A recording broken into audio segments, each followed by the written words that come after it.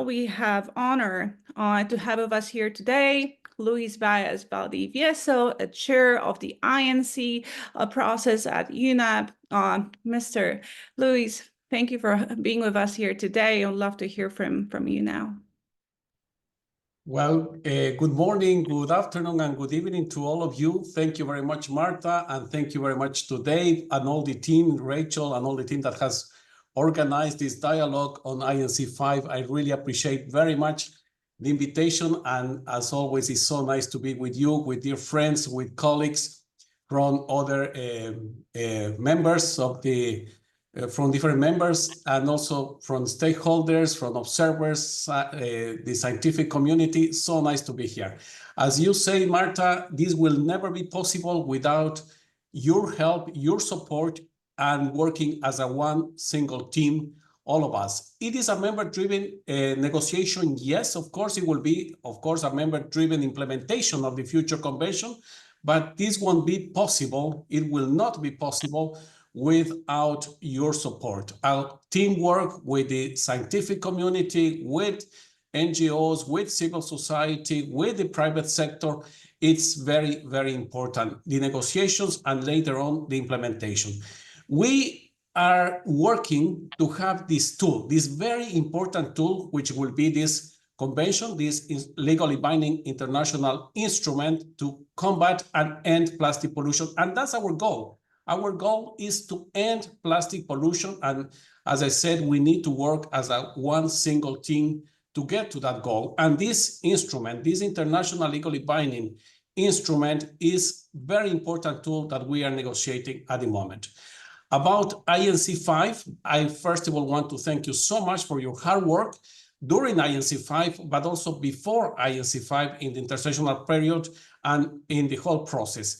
In INC-5, I did expect more. I have to tell you directly and frankly that I think all of us, we expected a bit more in INC-5. I was expecting even to close the negotiation. I was working to close the negotiations in INC-5 and fulfill and deliver on Resolution 514 from UNEA 5.2. We couldn't do it. It is, I won't say normal, but it happens in negotiations, and it happened in Busan. We couldn't close the negotiation, but we did progress. We did advance. We had now developed and also put many of the provisions, a large number of our articles of the future instrument on a high level of convergence. We didn't manage to send provisions or articles to the legal drafting group, but still we managed to get them to a high level of convergence. We also managed, and quite important, to accept the chair's text, a document, and after working in the intersessional period and also in INC-5 with that iteration non-papers, I present in the last day also chair's text, and it has been accepted as a starting point of the future negotiations. That's quite important because this text has a structure. It focused in for our negotiations, and it has been accepted to, as I said, as a starting point in our future negotiations. So big step also that we took in INC-5. Now we have to face what we have, like you have said, Marta, a crucial moment for the negotiation. And it's important to use this intersessional period in the most effective way. We need to work in this intersessional period to prepare and be well prepared for INC 5.2. We do not have the date yet. We do not have the place where it's going to take place. I'm meeting some actors in this process. I am meeting the Secretariat too, and I will be meeting the Bureau to also decide when and where the 5.2 or the INC 5.2 will take place. And of course, it will be informed to all of you. But one thing is quite important. One thing is quite important, that it is that we need to keep working together in this intersessional period to be well prepared for INC 5.2. I'm ready as a chair to face that this challenge. Of course, we need to be prepared as me as a chair, with my team to get prepared for having success in 5.2. I believe that we are ready for that. Of course, hard work needs to be done, and we need you also to work together to get to that point. Once again, thank you very much. So nice to be here with you, and happy to meet anytime, as I said, during this intersessional period, to have a successful INC 5.2. Thank you very much, Marta. Thank you very much, the INC chair, for all this thoughtful input. And we would like to say on behalf of OPLN, thank you all for joining us today and continuing with the engagement and energy at this specific time. And now we're going to hear from Christina Dixon, and I'm sure we're going to get a lot of very detailed feedback on what has happened in Busan. And there is so much more to come. So let's tune in for 5 minutes with Christina.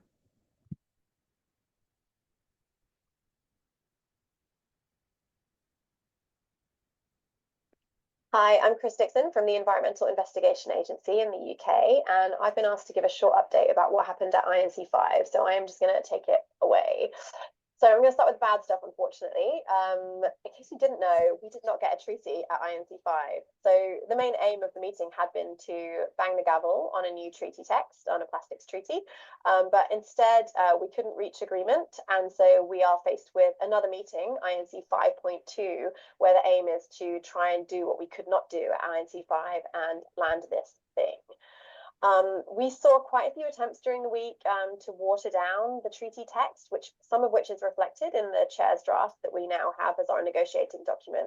So that involved basically trying to weaken language and remove some key concepts. Some casualties of the week included things like the language around chemicals of concern and emissions, which have been significantly weakened, but there are many other examples. A major issue from my perspective was around observer access. So observers like NGOs, businesses, basically couldn't participate in the negotiations. One, because when we were able to participate, there was simply not enough seats, and you had to queue to get into the negotiating room, and there wasn't enough space for people to go in. And then later in the week, we were just simply shut out. So the meetings were closed to observers completely, with no real information provided about why that was necessary, given what was happening in the rooms at the time.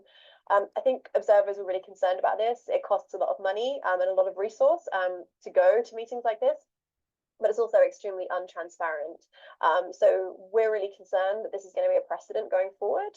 And it was a big disappointment for many of us who spent several days in a cafeteria instead of in the negotiating room. We also saw a lot of the same old stalling tactics. So to delay progress, to hold up the negotiations, to use procedural issues so that things couldn't move forward, and to basically use the consensus model to hold the negotiations hostage. Given that we didn't end the week with a treaty, you could argue that some of these tactics were somewhat effective, unfortunately. So let's have some good stuff. I think we need it. These are some heroes of the week. Some of the people who did a great job in trying to land a good treaty. Big win from my perspective was around seeing concrete language on plastic production reduction on the table with the support of over 100 countries. This includes a text proposal which has a global target and all of the national measures and other measures that would be required to make production reduction a reality. There was some big energy on production reduction, and it's going to be fantastic to see this moving forward to get something good on this very important provision, which we started the week with actually no text at all. In that same vein, it was great to see the EU and other middle countries, European countries, joining the Global South and small island developing states in holding the line in ambition. So there were some really good media moments, some very high-profile statements that were made on behalf of big groups of countries, which galvanized a lot of momentum and kind of shifted the dynamic. Some examples of this is the Stand Up for Ambition statement from Rwanda on behalf of 85 countries, and another from Mexico on products and chemicals of concern on behalf of 95 countries. So these were big moments in plenary. The Rwanda one resulted in the majority of people in the room standing up in a standing ovation to say, yes, we want a treaty that's ambitious, that has production controls, that has a strong financial mechanism. And that was really powerful, I think, to kind of really visualize the level of support and visualize that shifting dynamic, which is so desperately needed. So that was really fantastic. And despite what I said about some of the things being omitted, at the end of the day, there was quite a lot of progress made on text. So we're not that far away from a treaty that could work. So these three items, production, chemicals of concern, and products, and finance, they are the sort of three big ticket items which are basically going to unlock the whole negotiation. But there are other things in the treaty that are very important, and progress was made on those. And I think it's really important to not forget that. But nothing is agreed until everything is agreed. So we finished the week with the chair's draft being forwarded to INC 5.2, but it's all in brackets. So that means you have all of the good stuff still in there, fantastic, but you also have all of the bad stuff. And so it's like, it's starting from somewhere, but there's really a lot of work to be done still. And there was no mandate for intersessional work to advance work on the more complicated topics. There was no mandate to kind of focus the discussions around production, chemicals and products, and finance in order to make kind of like swifter progress. So that means we are starting INC 5.2 basically exactly where we left INC 5. So that's good in terms of momentum and energy, but it means, like, you know, sometimes doing the same thing and expecting a different result is considered the definition of insanity. So we are going to need some kind of shift now, whether that's, I don't know, voting or something else, but we really need to kind of move things beyond this gridlock, because otherwise we'll just have another INC 5 again. We don't know when INC 5.2 is going to be or where it's going to be. There were some calls for it to be later in the year, some calls for it to be earlier in the year. We're obviously hoping for sooner rather than later, to kind of build on the momentum that we've had so far at INC 5. I think the expectations from civil society in particular are that now we really have movement on a global target for production reduction around chemicals of concern and on finance. So we need to build on that and make that meaningful, because those are the kind of pillars of an effective plastics treaty. We're also really expecting there to be a big change in terms of the inclusiveness of negotiations going forward and the transparency. So hopefully at 5.2, observers will have full access to participate. So I am going to leave you with this cartoon from Break Free from Plastic, which is a bit of a visualization of countries in the Africa group, the Pacific Small Island Developing States, and the EU, and Panama, plus the Panama hat. It was a big hit during the week. Everyone wanted one by the end of the week. Kind of holding the line on ambition on those big ticket items, and basically standing up for ambition. So we're really looking to the leadership of those countries and the continued allyship going forward to hopefully get a good treaty at INC 5.2.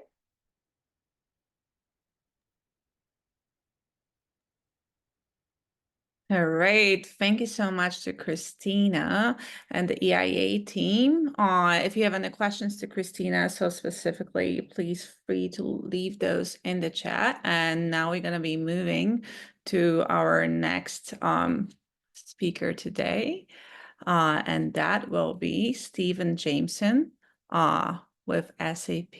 Hi, Stephen. Hello. Hi. Hi, good to see you. So now that we got a little bit of the activist NGO perspective, it'll be really interesting to get some private sector insights as well on the process. So it'll be great if you can give us a little bit of perspective from your point of view. Yeah, thank you, Marta, and well, thank you for having me today, and really appreciate the invitation. I was a relatively newbie, I guess, to the INC process. By the way, I think this is you can just click this slide slowly as I go through. I think I've got the power to click. But yeah, I was a relative newbie to this process. I think I joined INC4 and then this time round in Korea, and I've been working closely with the Business Coalition. I have to say, coming into INC5 and actually spending the few days that we had in Korea together, genuinely inspired by the sort of strength and clarity of feeling from the business community in terms of the importance of global rules and the high ambition that we're driving here. I think in Ottawa, even there was still some sort of debate amongst the crews in terms of just how much we focus on the kind of key policy areas, and I think that was absolutely clarified in Korea, and I think there's a real strength of feeling, a real momentum behind this sort of business community in terms of the goals here. And certainly from a personal perspective, you know, whilst no treaty yet, you know, I certainly felt in the room, as I'm sure many did here, the sort of stirring feeling of emotion towards a strong treaty now, and it does genuinely feel like we're close to getting to achieving the goals that we want to. But I do think, you know, what the way we see this world from an SAP standpoint might be a little bit different to the classic sort of you know, consumer goods company or one of our colleagues in the business coalition. You know, we see these sort of discussions continuing, and we see that, you know, there's a genuine sort of complexity that is being discussed, obviously, in terms of the in the various discussion rooms in the INC process.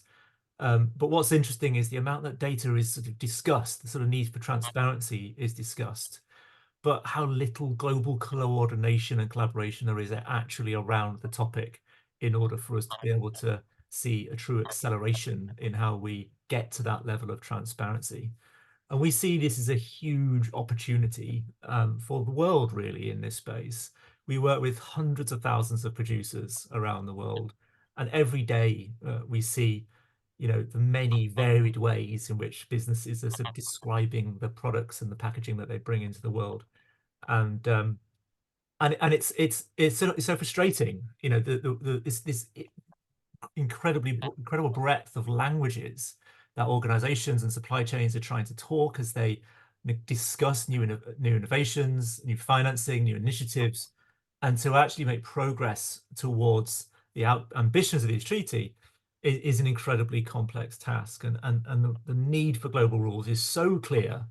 And as we see here, you know, the need also for clear standards and enabling conditions that underpin those needs at the policy level.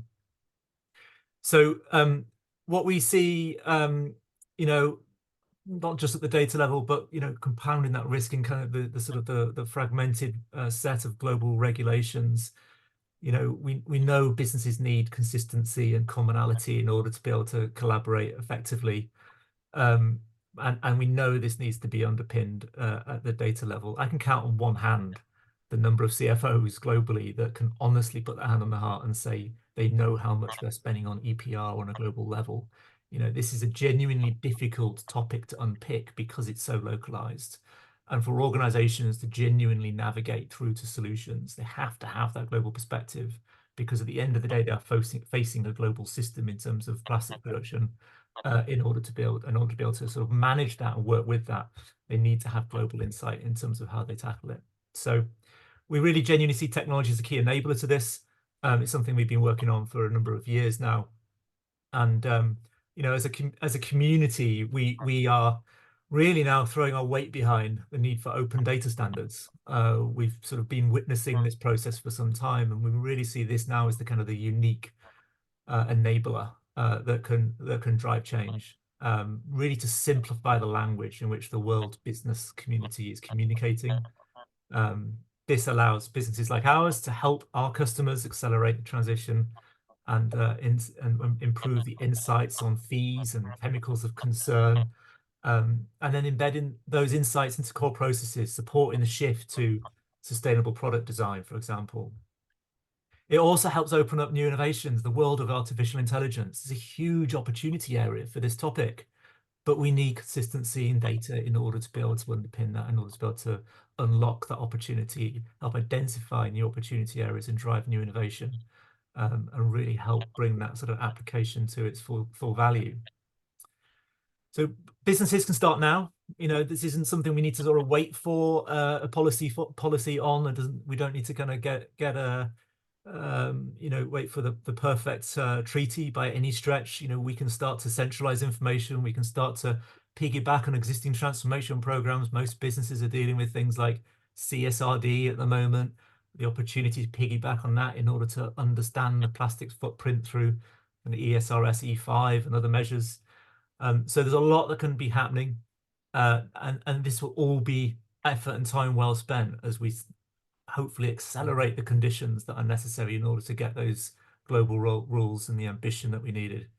So watch out more from us. In the new year, we'll be scaling up our activities around open data and really making sure that this is a topic that is discussed in the wider round in order to help you know, accelerate this area for all. So And yeah, looking forward to the continued partnership as well with the OPLN. Been an absolute pleasure partnering on this series. So thank you, Marta.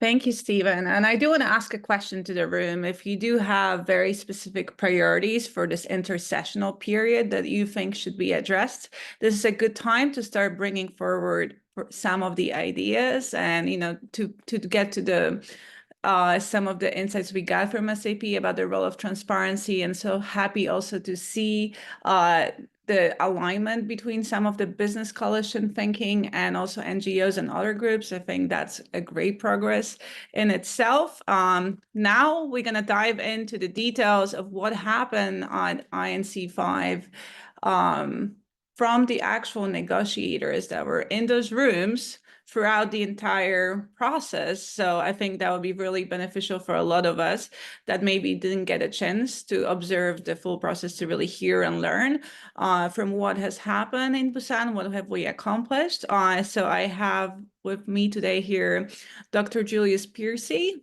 with United Kingdom. We have Dennis Clare with Federated States of Micronesia. We have Saeed Hamid with Guyana, and we have Oliver Bouaki with Ghana. So 4 different negotiators, different parts of the world. We're going to learn a lot, so just stay tuned. And if you have any questions, you can put them in the chat. We'll address them at the end. So I'm going to start with Delegate Julius Piercy. Hi, Julius. Hi, Marta. Thanks for having me as well. Of course, always happy to have UK participating in our dialogue. So at INC-5, contact groups tackled critical issues such as plastic product design, problematic plastic products, chemicals of concern, production, supply chains, waste management, and many others, down to financial mechanism and the treaty structure in itself. So the UK actually has played a critical role in proposing the language to address problematic plastic products. So we'd really like to maybe hear from you today, Julius, if you can give us kind of a summary of some of the recommendations that UK have made, and also the work that it took to reach on a sort of a common proposal. I think that would be really insightful for many of us here. Yeah, absolutely. Well, basically, it's something that the UK has worked on really since INC2. So we're talking ever since sort of the summer of 2023. We did some work together with Brazil intersessionally. We carried that forward again between INC3 and INC4. We finally got a mandate for some formal intersessional work ahead of INC5, but we still continued the work to develop what essentially could be a text proposal on this. So we consulted quite widely on it, and I'm going to get quite techie here, so apologies, but I'll go into a little bit of the detail of what our proposal had, and then where we've ended up since as well. So we start off with, I suppose, the key elements of the proposal was to have a globally harmonized set of criteria that were more simple than some of the ones that we'd been proposing previously. We'd heard quite a lot of calls for greater simplicity, but with the option to review those and to add detail once the conference of the parties had met. So it was more sort of a holding set of criteria. Then a global list of products that could be put forward by a member. And together with that list, there's an obligation to phase out that product if it ends up on that list. So we're talking about the kinds of global bans, but also with some flexibility as well, because not all countries are able to implement bans, and in some cases they're not necessary as well. So there was some flexibility to allow countries to pursue other types of measure. I think that many countries around the world are doing this already. If you think about the plastic bag charges in some countries, they can be really effective. In the UK, it's over 99%. So reduction in the major supermarkets. So that we can see that other measures can be effective. You don't just have to ban items. And then finally, basically, though, as we evolve and we get more information, that's sort of the need for the Conference of the Party to seek advice from what could be a subsidiary body like a technical or scientific body. So that was our proposal before INC-5, and then there were another set of proposals brought forward at INC-5 itself. So we had proposals from the US, China, Russia, Brazil, and a lot of effort went into trying to find some common ground on these different proposals. And you know, the area basically where we seem to be heading from all of this is that there's general agreement that we need a provision. The current proposals kind of have a global criteria to use in taking action domestically. So there'll still be the decision domestically to decide what products to address, but with some global criteria.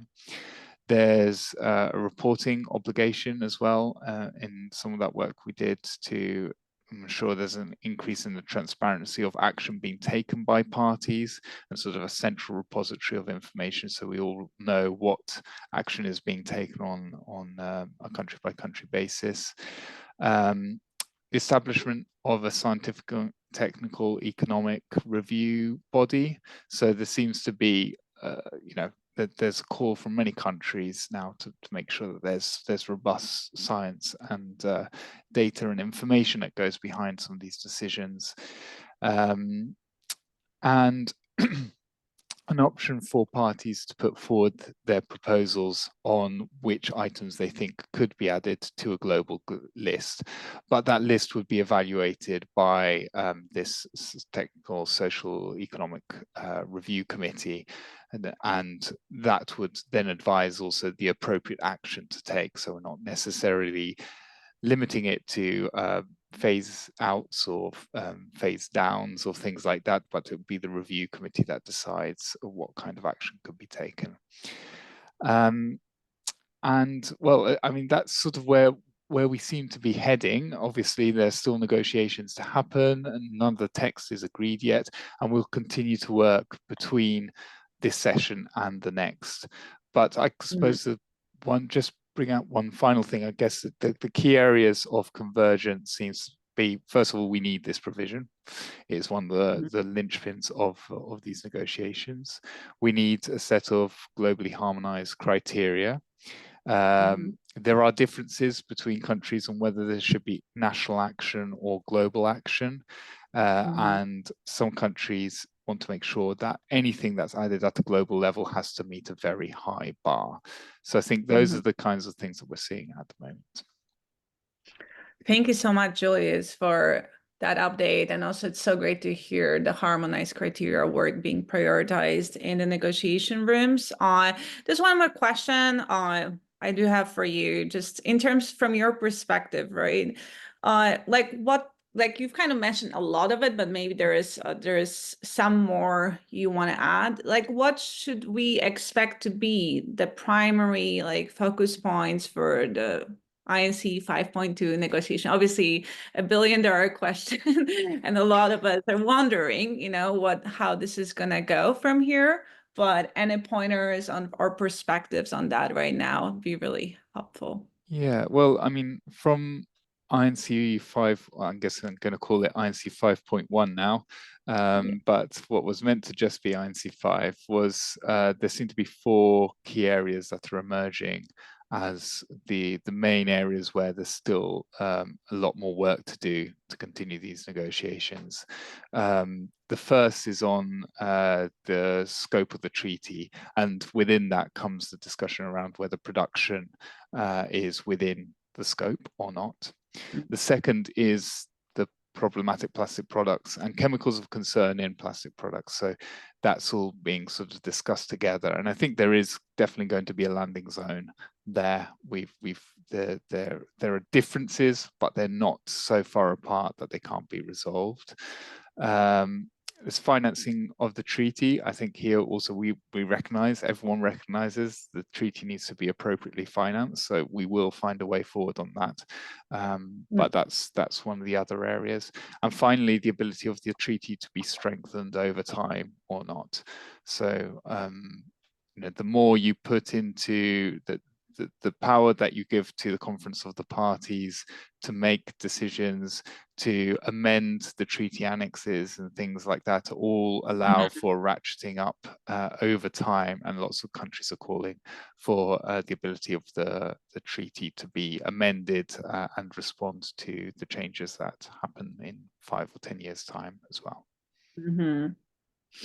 Yeah, that's a big question, and I have a lot more questions about the amending and the risk and opportunity ratio over there, but I think that's for another time. And Julius, thank you so much for joining us today. And if you do have questions for Julius specifically, please share them in the chat. And now we're gonna hear from our next negotiator today, and that's gonna be Saeed Hamid, actually, with Guyana, who's gonna come speaking first. Saeed, can you hear us? Yes, I can hear you. Thank you so much. Wonderful. We're going to try to add you to the spotlight immediately. Oh, there you are. Wonderful. Thank you for joining us today. And so now we're hoping to get in a little bit of a discussion about some of these opposing forces that we're maybe experiencing for the INC processes. So just to get right to the question, right? So at INC-5, certain member states, including Russia, Saudi Arabia, and others from the so-called like-minded coalition, argued that addressing product design, production, or chemicals using plastics should or were outside of the scope of the instrument. So could you share your thoughts on like how the treaty should address the entire life cycle of plastic, and what does it mean to have such exclusions? Thank you, and thank you so much to the organizers. I think throughout the entire INC process, AOSIS, the Alliance of Small Island States, have remained committed to UNEA Resolution 514. And UNEA Resolution 514 mandates the INC to develop an international legally binding instrument on plastic pollution based on a comprehensive approach that addresses the full life cycle of plastics. The resolution also sets out the provisions that must be contained in the future instrument. As with any negotiation process, there are certain key areas of divergence, as you mentioned, that have proven challenging. But I think the decision to resume the process at 5.2 affords us more time to engage in discussions on how we can effectively end plastic pollution with this new instrument while remaining as faithful as we can to Resolution 514. I think we remain willing and committed to engaging in such discussions to help advance the negotiations and ensure collective success. But it is important for us as AOSIS to have comprehensive, ambitious actions along the full life cycle to help solve this process.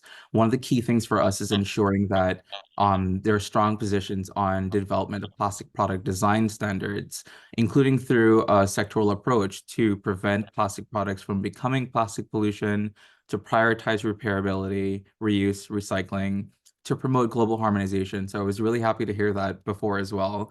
But also to require labeling. I think transparency is a huge part of plastic product design to ensure that we have global harmonized standards and documentation to disclose the full content and composition of plastic products to support circularity, responsible consumer behavior. So we remain committed to ensuring that we are faithful to Resolution 514 and what it mandates us to do as an INC, which is to develop an instrument that takes a comprehensive approach addressing the full life cycle from upstream to downstream. So I think that a 5.2 provides us an opportunity and more time to get to that point where maybe we can advance stronger positions on a full life cycle approach, and it's something we remain committed to as AOSIS. Great, thank you so much, Saeed. And one more question that we have for you as of right now. I'm sure there's a lot more coming. Just in terms of the financial mechanism. So Julius previously have mentioned like we're going to need them in order to have an effective treaty. So from your perspective, like what happened in the contact group 3? How did it progress? What can we kind of share and learn about that? Thank you. I think from the outset, though, I'll just share really quickly what the AOSIS position has been going into INC-5 and throughout the entire INC process. From the outset, we've maintained that For the new instrument, there must be new, additional, adequate, predictable, sustainable, and timely financial resources from developed country parties to developing country parties, particularly SIDS. And the available funding needs to be sufficient for effective implementation of the treaty as a whole and prioritize SIDS both for simplified and harmonized access. These are well-documented AOSIS positions and reflected in a compilation text that was produced at INC-4. However, in the approach to INC-5, the INC chair's third non-paper was proposed as a basis of discussion, and AOSIS was amenable to being open to using the non-paper as a basis of discussion. However, there was no article on financing, there was no proposed text in the non-paper. So I think going into INC-5, that was going to be like a bit of a challenge because we would have to restart those conversations. But in Contact Group 3, however, the submission by the African group provided a helpful basis to help advance discussions more swiftly. And we had voiced support for using the submission as a basis for textual negotiation. So we managed to find a way to make that work. Several key areas, however, remain to be resolved, including the obligation on which states to provide financing, intended recipients of financing, existing mechanisms versus new mechanisms, issues related to accessibility and priority access. One key priority for AOSIS is ensuring that the special circumstances of SIDS remains at the core of the financial mechanism, especially given that this is an issue we contribute minimally to, but we're affected the most by small and developing states. The special circumstances of SIDS is a long-established treaty language that should not be interfered with, and that's a key priority for us. Another key priority is ensuring that there must be a remediation trust fund utilizing public and private funds to help fund activities for the safe removal of plastic pollution from areas beyond national jurisdiction. So I think in Contact Group 3, we were able to get to textual negotiations in a more swift manner, but there are some key issues that remain unresolved that we hope that at 5.2 we can resolve. Got it. Thank you so much, Saeed, for giving us insight into IOC's position and what you've learned and participated and progressed with in Busan. We do have the members of the African delegation here with us today, so I will follow up with the question on the financing shortly. But just in the interest of our time, we're going to move to our next negotiator speaker today, and that's going to be Dennis Clare with the Federated States of Micronesia. Hi, Dennis, are you here? I am. Hi. Can you hear me? Wonderful. Hey, thank you so much for joining us as well. And we want to ask you specifically about the Bridge to Busan Declaration. And so as we know, and you've participated in these dialogues before, Micronesia was one of the early signatories of the declaration. And it was a very critical step in addressing the primary plastic polymers as a part of the treaty negotiation, at least in Canada, right? So in Busan, a new declaration focusing on plastic products and chemicals of concern have emerged, and it was highlighted in a statement by Mexico on behalf of 94 countries. So can you just tell us a little bit more about that declaration specifically and just keep everybody up to date on what's happening with the Bridge to Busan and beyond? Sure. So in the negotiations, in the contact groups, whether sometimes people are all allowed in or not, you don't always get a great sense of where all the parties are. Sometimes parties with the strongest views do the most talking. Sometimes parties with the best seats get the most attention. And I think part of the value of something like the Bridge to Busan Declaration is that you see that there are dozens and dozens of countries that support action on production, even though in the negotiating room you might hear 5 or 6 countries on one side and 5 or 6 countries on another side. Or for the first several meetings, we didn't have any production conversations at all. So some of these declarations, both on the production side and the chemicals front, start to show where the countries really are, and that the sort of small dynamics or the theater of the contact group is not fully reflective of where the countries in this process are. So they become vehicles for showing that there are dozens or over 100 sometimes countries who support measures on production, on products and chemicals, on key aspects of the treaty that relate to the scope and the finance questions that you were discussing before. Even in the session here, we presented a production proposal. There were dozens of questions, and the way that the meetings work, you don't always even get to answer them. So having an opportunity for all these countries to show what their views are on these issues is important. And of course, as we end the negotiating time frame, countries need to know where they're willing to land and what their priorities are. And I think you'll see that come into relief across the issues as the time frame for finishing the treaty winds down. Countries are really starting to engage. And I think that goes, I should say, also for the press, the outside actors, the businesses. You know, the game is on. The world has decided to act on this issue. It's going to be acting for decades to come. We're at the very beginning of this issue, but we're at a point now where most of the actors, companies, countries, press, labs, you know, research institutes, that data that's been discussed, all of that's coming out, and all these actors, stakeholders, are going to continue to synthesize, organize, and act in accordance with that information. Thank you so much, Dennis. And yeah, we definitely agree with the catalytic energy that has been, emerging through this process, over the last few years. I think we've learned so much beyond the environmental pollution impacts and so much more that's, needed to be considered. I actually do want to ask you one more question, just a little bit kind of on the procedure front, and it is drawing from some of the questions we're receiving in the chat. So there's a lot of discussion about this consensus-based process, right? And you've mentioned how, some of the countries get maybe more stage than the other, but yet at the end of the day, in the current state of affairs, we're looking at some sort of a consensus-based process. So do you think that can result in a strong, effective treaty, or do you think that will disallow us to be such? So I think it's also another huge question and I don't expect all the detailed answer, but I'm just curious about your point of view right now on that. Sure. Well, first of all, I'd say we're really just getting started. Having been through the Kigali HFC phase down negotiations, I'd say the dynamic is very similar. And we had declarations from 100 countries twice in that process with a very similar political dynamic. And we ended up achieving a consensus there to how to move forward. And we have a very similar situation now. And I think we will continue to get the information that's necessary. Again, I mentioned that it's not just this process, it's what's happening outside this process. It's what companies are doing to create alternatives. It's driving down the prices of those alternatives.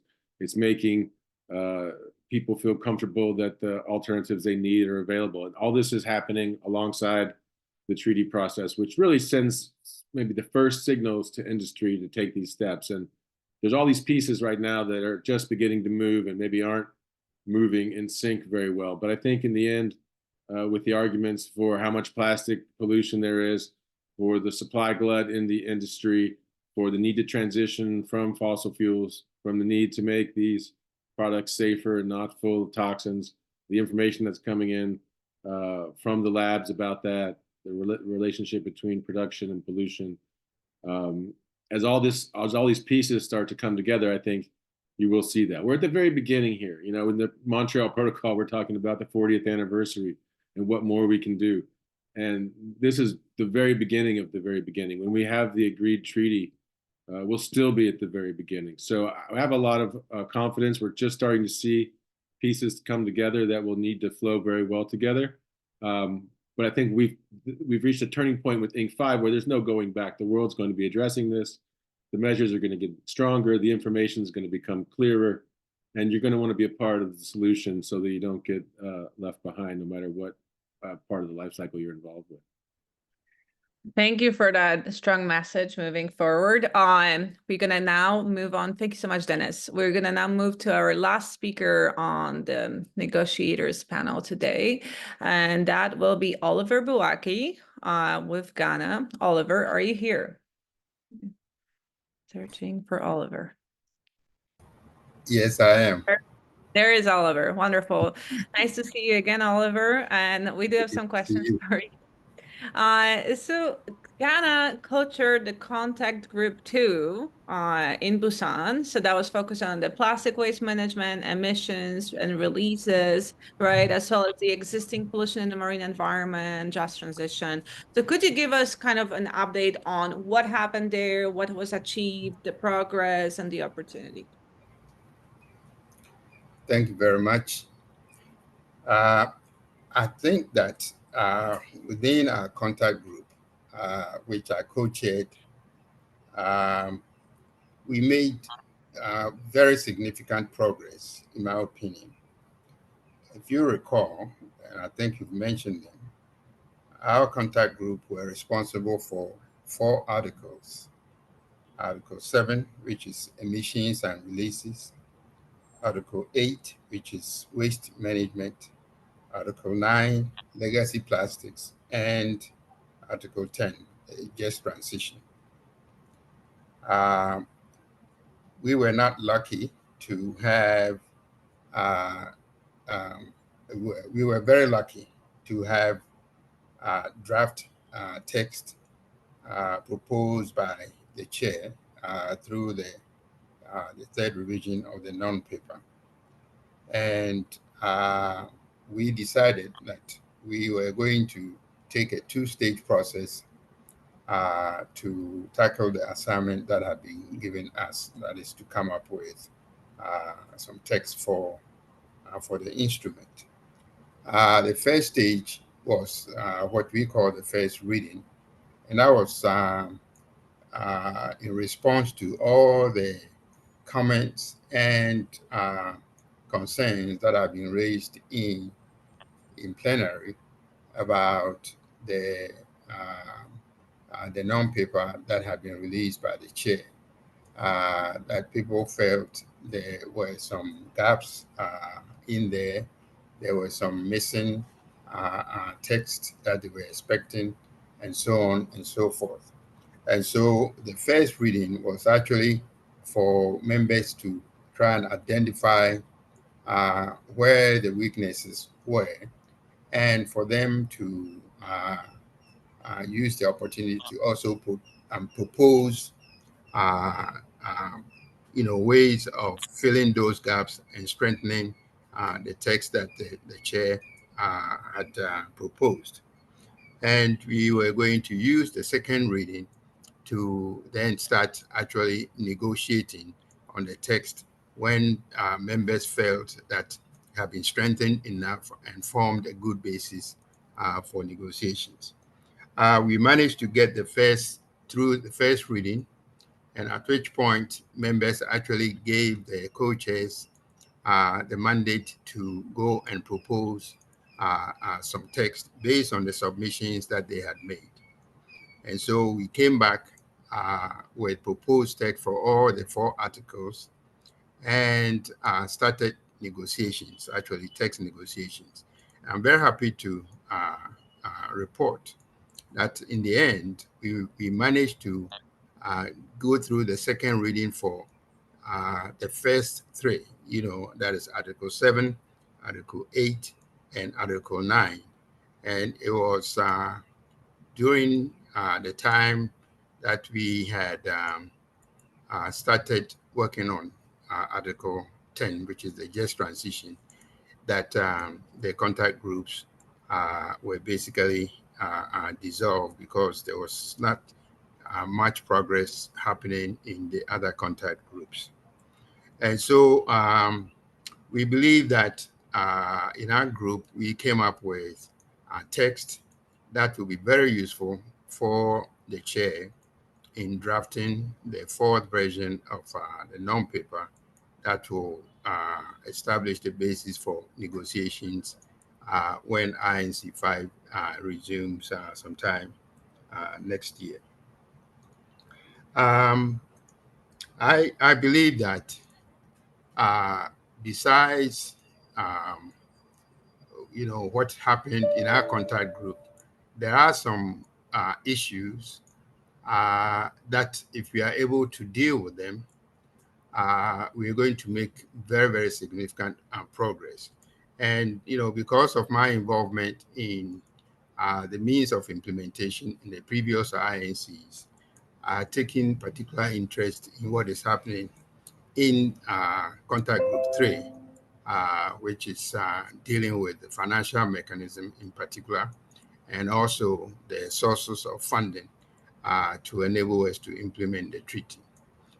Yes, I think previous speakers have mentioned the fact that there are issues that appear to be standing in the way. But I think that towards the end of INC-5, especially during the time that we were engaged in these informal group sessions, some consensus appeared to be building. And I'm very happy to also report that through interactions with representatives of member states, both in the High Ambition Coalition and those in the like-minded group, some proposals are being made to bridge the gap, in those issues. For example, if you look at the financial mechanism, which a previous speaker mentioned as one that the African group had been very vocal about and had proposed something which they wanted to use as the basis for negotiations. We're talking about a dedicated standalone and independent fund to be established for this treaty. And there were others, on the other hand, who were saying that we should try and use an existing fund such as JEF, to establish the foundation for financing the instrument. In the end, I think members started looking at ways of bringing both into perspective. And so we are looking at a hybrid format. And the discussions we've had with countries like the United States, the EU, some of the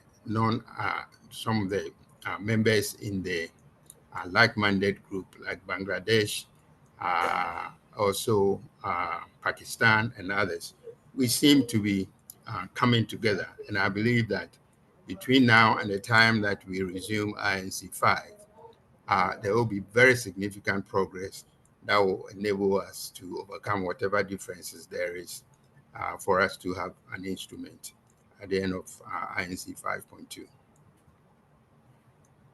Thank you so much, Oliver, for all the detail. I'm so glad to hear about substantial progress at INC-5. It's rare to hear. These days we hear a lot, but so great to have that positive energy and detail input from you and that leadership. Thank you so much for sharing with us today. And thank you so much to all the negotiators here that have joined us. If you do have questions for negotiators, like I've said earlier, please do use the chat. This is an interactive forum, and it's a way to communicate between all of us together. And from here on, I'm going to hand over the rest of the conversation for today to Dave Ford, OPLN founder, who's going to run our stakeholder dialogue. So we're going to hear a little bit more from stakeholders across the entire life cycle of plastic. Dave, take it away. Hey, everyone. How are you? Thanks so much, Marta. Thank you so much, everyone, for coming out. We are going to do everything in our power to end this meeting on time at 11:30. So I just wanted to throw that out there before we bring this next group up. And I am so excited to bring a wide array of voices and positions via this next panel. So excited to have with us Dr. Jane Monk, who's the managing director from the Food Packaging Forum and a member of the Scientists Coalition. We have Jody Roussel, a global public affairs lead and packaging and sustainability lead at Nestle, who's also a very active force in the Business Coalition. We have Leah Dumagat, director of global plastics circularity for the American Chemistry Council, and John Hocevar, the Oceans Campaign Director at Greenpeace. So welcome to everyone. We're really excited again to jump into this next part. And we'd love to start with Dr. Jane Monk. How are you, Jane? Are you there? Yes, I am. I'm there actually in Switzerland.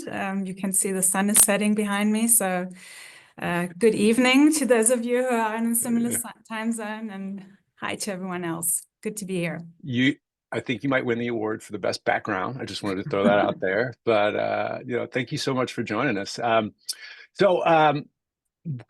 Initially, we just for all the panelists coming up, we had a few questions proposed just to keep on time. We're going to try to combine the two or three questions that we asked you guys, just so we can keep on track here. But since the early INCs, the Scientist Coalition has emphasized the importance of independent science in treaty development and implementation. Jane, can you speak about how the discussion of human and environmental health has evolved throughout this process? And then also, sort of part two of that question is, certain member states pointed to a lack of science as the basis for removing some language that would govern chemicals that are used in plastic products. If you could speak to those arguments and what narratives you expect to see in INC 5.2, we just would love to hear, the scientist's perspective. Great. Thank you so much, Dave. That's a lot of ground to cover. I'll try and keep it brief. I think the point about science is that you can't have it your way. Science is a method to observe how the world is. It's in par with other approaches to that same effect, like indigenous knowledge and other approaches that all have in common that we create knowledge of how the world works, basically, certain principles, natural sciences, and so on. And one of the things that I think is really important to stress in that regard is that you can't cherry pick. You can focus on one symptom, maybe, of a larger issue, which to some would be waste, plastic waste that gets into the environment. But that's just one symptom of a whole bigger, larger issue. And so the science looks at all of the aspects of that issue. And therefore, I think I really like what Said said, that we need to be faithful to the mandate of the resolution, which very clearly states looking at the impacts of plastic pollution across all life stages of plastic, the full life cycle, and looking at human health and the environment. There is no healthy life for humans in a planet that isn't healthy. So that's kind of the One Health approach. So I think it's only normal that we have this approach right now in the discussions around the treaty. Although there may be some proponents that state that we should focus on end of life only and only look at the waste issue of plastics, but I firmly believe that would set us up for solutions that become tomorrow's problems, basically, if we take that single issue focus. So that's a really hopeful development, I think, that we've seen kind of an embracing of the entirety of knowledge that we have around plastics. I'm particularly grateful to those 95 or 100 or 85 countries that have decided to hold the line. I've been working on chemicals and plastic for over 20 years, and I've been very concerned about that for a long time. It's not always been easy to live with that knowledge. I get into a lot of discussions still with people who don't understand why I'm so paranoid or obsessed or whatever you want to call it with plastic food packaging and avoiding it in my daily life. So it feels really good to know that there's actually a whole lot of people who have understood that really matters and who are working really hard and who are fighting that we get an ambitious treaty that addresses chemicals of concern. So as has been said, we're not quite there yet, but I'm really hopeful. We from the Scientist Coalition definitely are here to provide input to negotiators. And we also really, really strongly advocate for having independent science be a thing under the treaty. So subsidiary bodies, scientific committees, and so on, absolutely have to be governed by a strict policy on conflict of interest, because if we don't have that's built into the treaty, then we end up with the cherry picking, and we end up with the science of spin.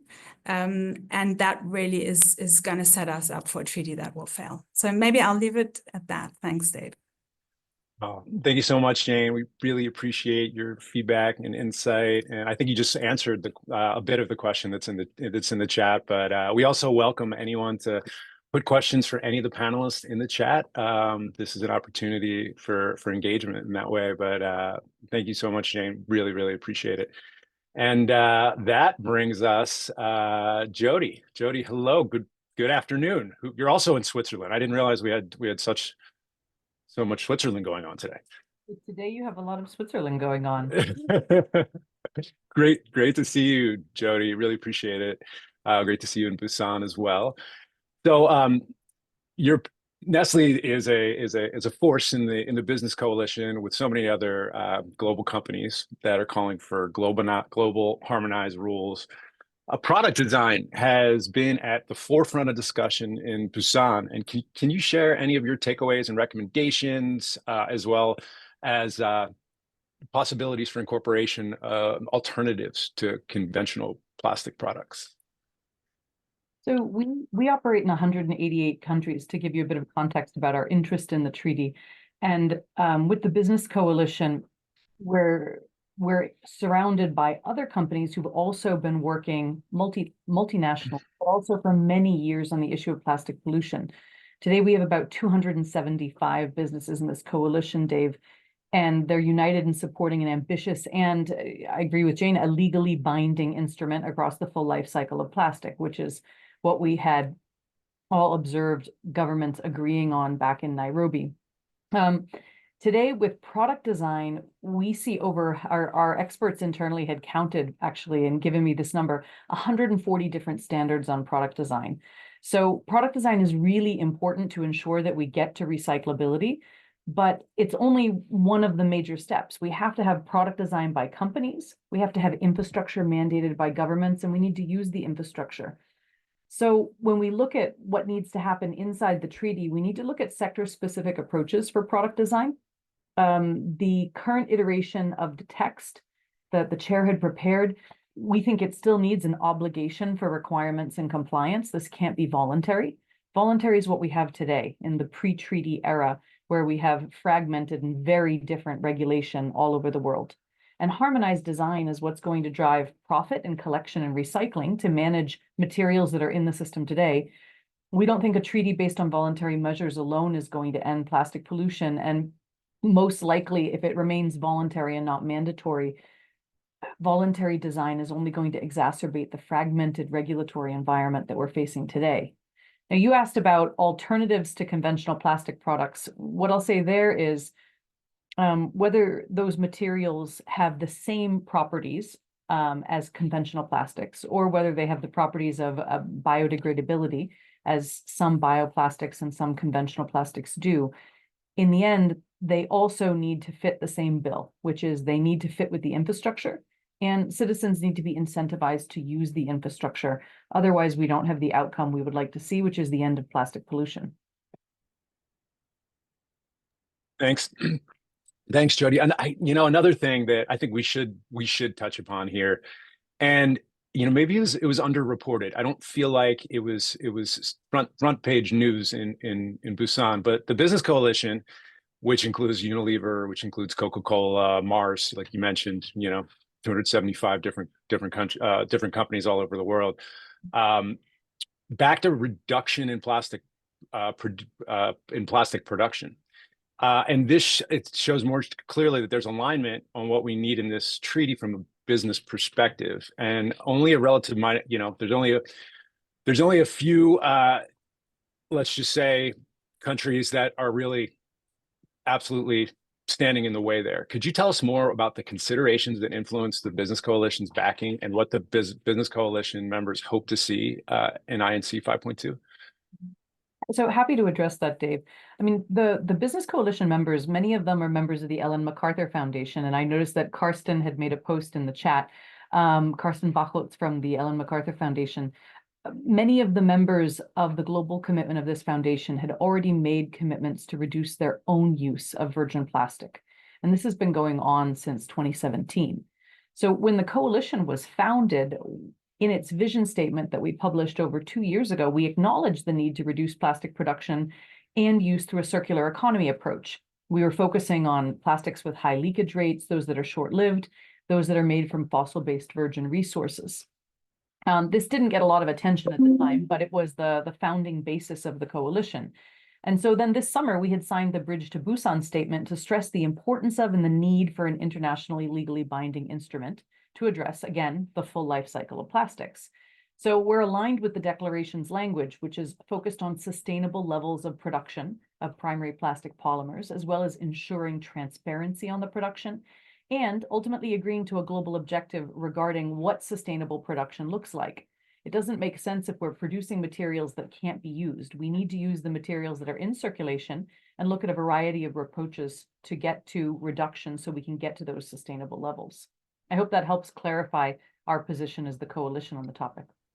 It really does. It really does. And Jody, thank you always so much for your insight, for your partnership over the years, for being a part of so many of these. We really appreciate it. And thank you. Thanks for the convening. Thank you. So next up, we're going to bring up Leah Dumagat from ACC. Leah, did I pronounce your name correctly? Leah, but that's okay. Thank you so much. We really appreciate you coming on with us today. So earlier today, we heard about a new declaration focusing on plastic products and chemicals of concern, which emerged in Busan. So what are the actions that the industry is taking to tackle the issues of chemical concern? Could you share with us a little bit? We certainly love to hear more about the ICCA additives database, et cetera. Great, thanks, Dave. So as ACC, we are committed to increasing transparency and supporting sound management of chemicals. We understand that there are questions and concerns, and as you mentioned, Dave, earlier in terms of the ICCA database. So in order to help answer those questions and provide greater transparency, ICCA developed the Plastic Additives Database that builds upon UNEP's Chemicals and Plastics Technical Report.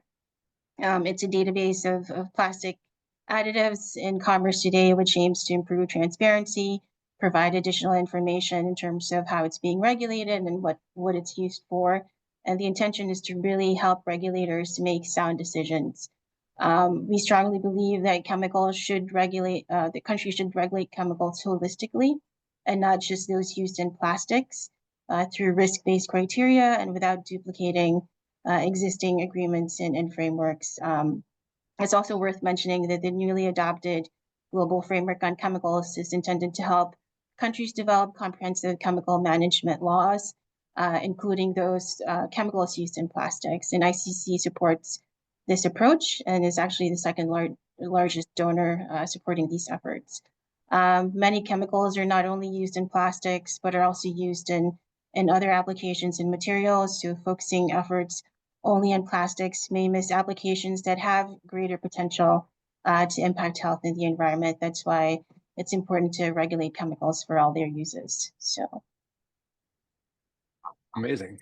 Thank you for that. Really appreciate that. And I guess like from the perspective of the ACC, the ACC, the ICCA, like what topics must a treaty address at a minimum to be considered effective from your perspective?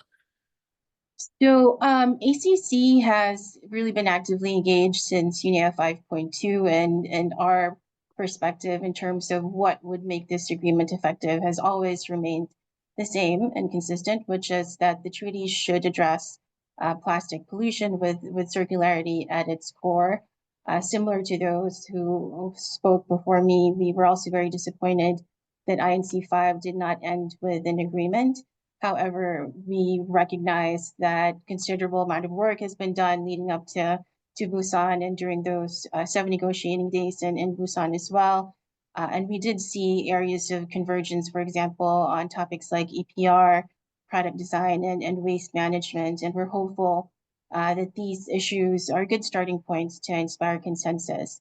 The period between now and INC 5.2 hopefully will create opportunities for governments to come together and have further discussions that could help bring clarity and better understanding in terms of some of the more contentious issues. And ACC represents companies that operate in different jurisdictions around the world. So it's from our perspective, it's also very important to land an agreement that countries can join, including the United States.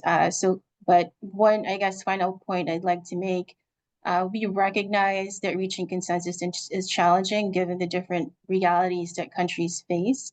However, we believe that the UN is uniquely positioned and that the UN multilateral process is the best avenue to reach an ambitious agreement that could drive action towards the common objective of ending plastic pollution. Well, thank you for that. Really, really appreciate it. Really appreciate your time and engagement here today.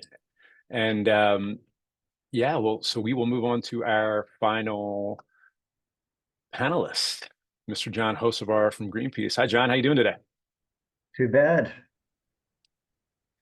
Thanks for coming on. We really appreciate it. You are the last speaker up for today. And, you know, I think we'd love to get the perspective of Greenpeace. So like from your perspective, you know, what topics must the treaty address at minimum to be considered effective? And feel free to add any color and commentary around, you know, where you feel like things are going and how we can make something happen in 2025. Also, if you could touch on, there has been conversations around a treaty of the willing, if there as a potential approach, if the process fails in any way, shape, or form. I didn't even say those words out loud, but would love to just get your POV across the board. So thanks, John. Yeah, thanks, Dave, and thanks OPLN for bringing us all together. All right, first, let's just start by saying the quiet part out loud.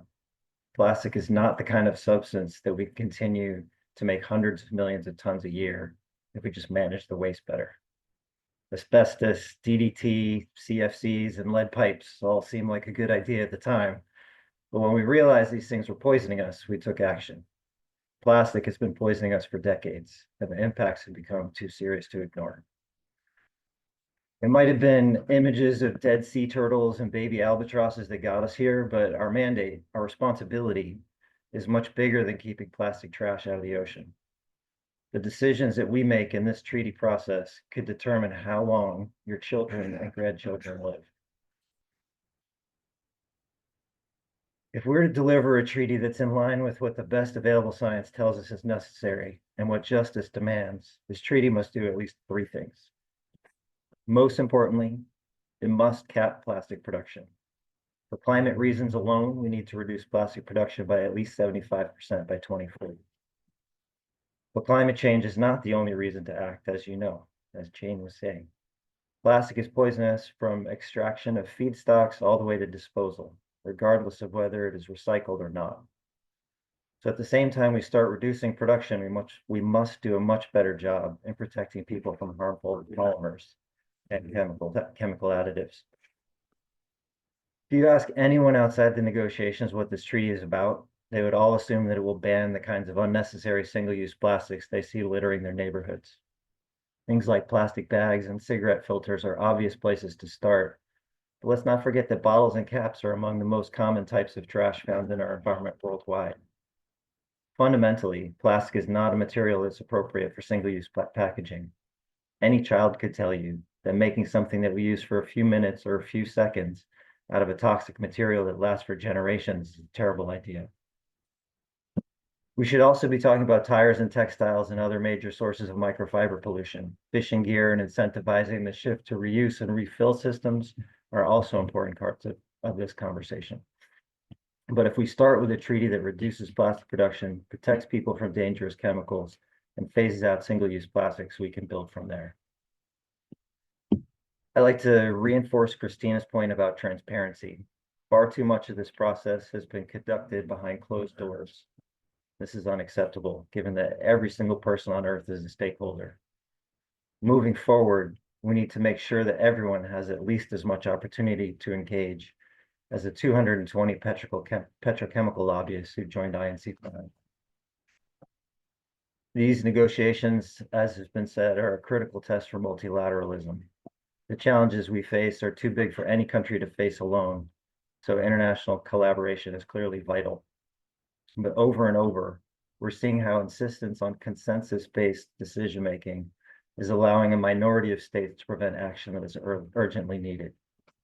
In Busan, it was extremely encouraging to see well over 100 countries supporting the kinds of measures that are fundamental to an effective treaty. As we all continue to work towards a treaty that includes all states, there's no obstacle to governments taking action today, individually or as a part of a coalition of the willing. What we cannot afford to do is sit back and act we cannot afford to sit back and act helpless. We are not helpless. You are not helpless.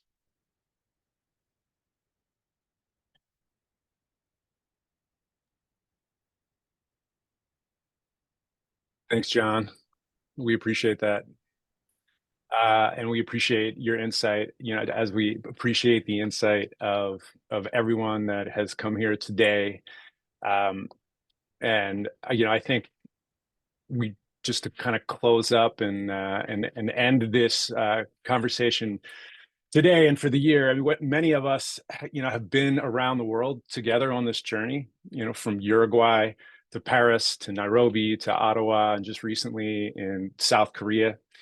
And per the chair's comments earlier today, they are working diligently to plan INC 5.2 to see where we're going next. And hopefully we'll be landing a global plastics treaty that can help put a stop to this crisis that we're also dedicated to.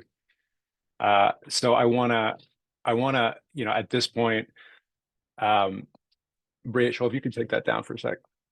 At this point, I wanted to just, on behalf of the OPLN team, and behalf of this broad global community that so many of you are a part of, and there's many different opinions, there's many different strategies and potential outcomes and hopeful outcomes, and we just wanted to say, like, from the OPLN team, how grateful and how humbled we are to be able to hold this conversation, and how just how excited we are about the possibilities, and that this road in this journey has, and traditionally with, UN treaties, just how, how long and how hard they can be. But we just, at the end of this year, at the end of this current process that we just got back from, we just want to, put the ray of light and ray of hope that that we can get something done next year. So on behalf of the entire OPLN team, I just wanted to thank all of you for your participation.